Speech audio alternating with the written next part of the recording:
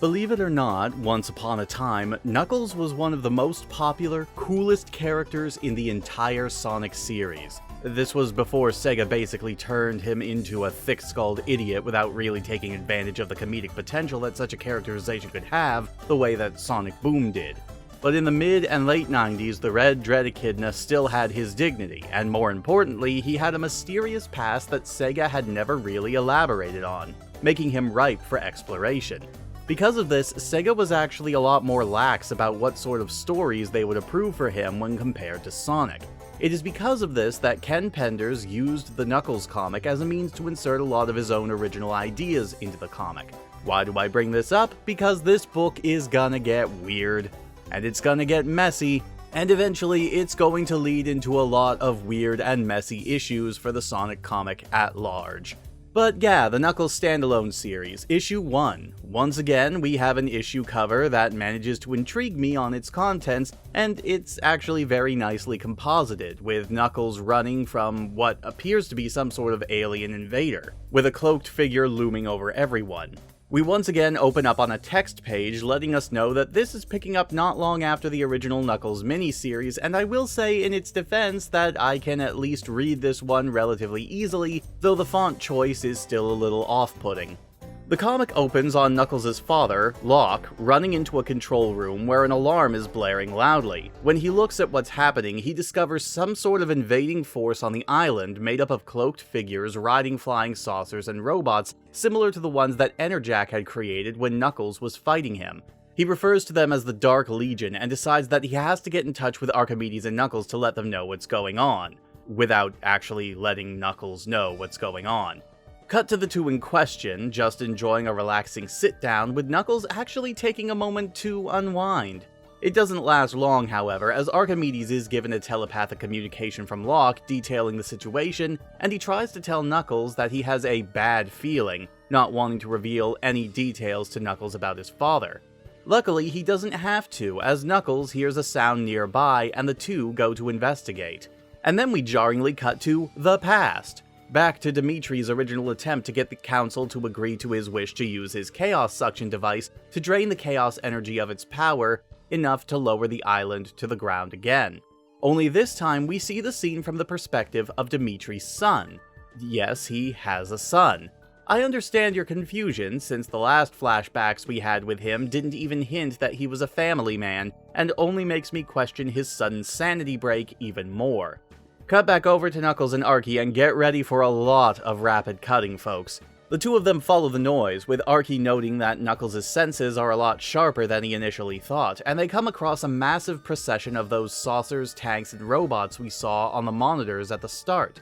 One of the bots manages to detect their heat signatures and is ordered to go check up on the disturbance before we cut back to the past, during the crumbling of Mount Fate.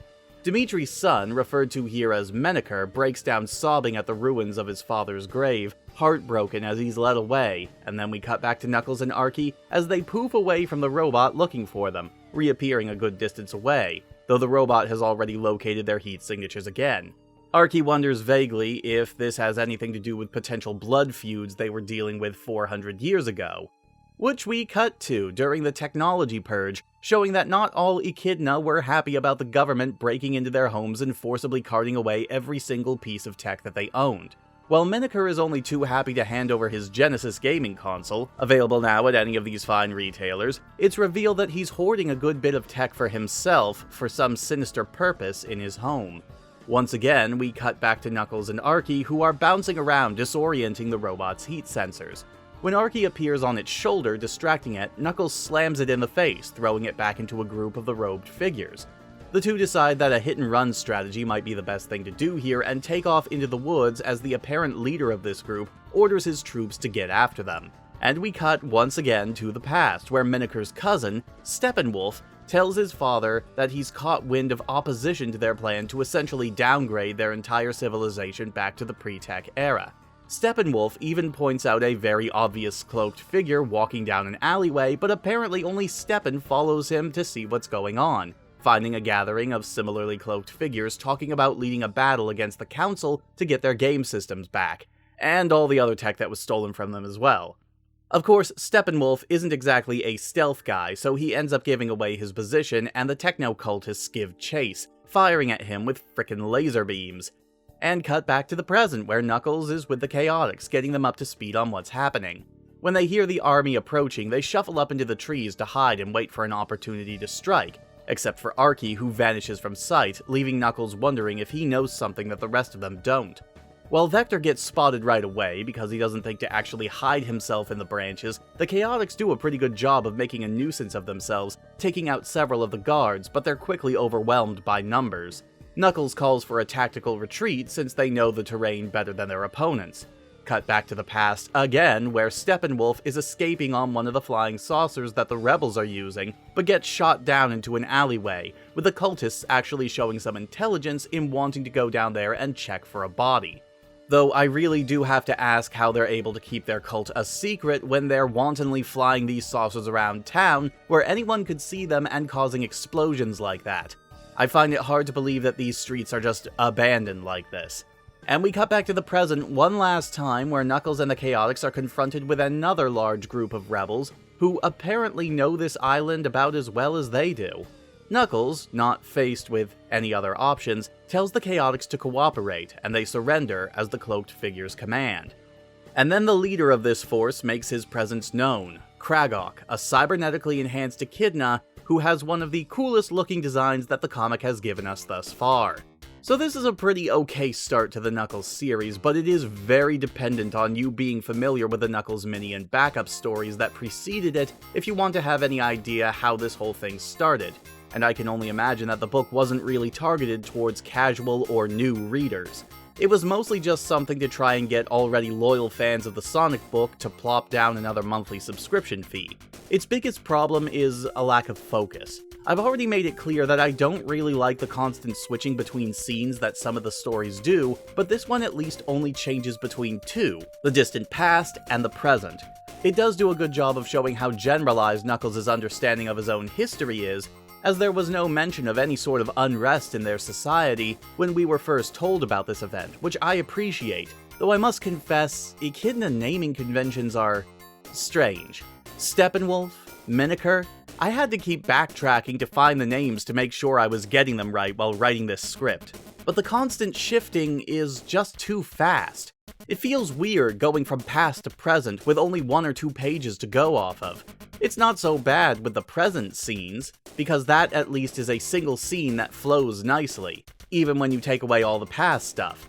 But the past scenes are constantly barraging us with short scenes meant to give us backstory, but the constant changing makes it difficult to keep up with.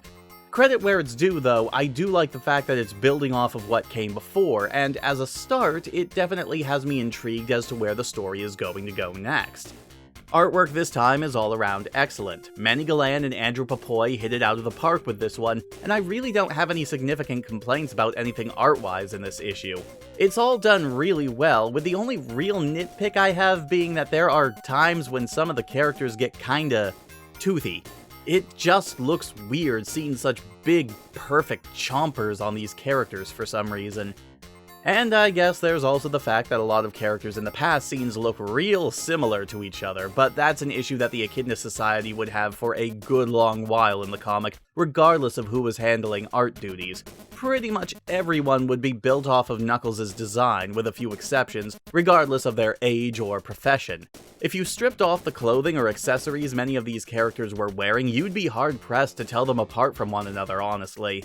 And that's probably a complaint I'm going to level at a lot of these issues down the line, unfortunately. All that being said though, Ken's managed to draw me in for a change, so let's see where this goes as we get into Knuckles number 2. See you all next time.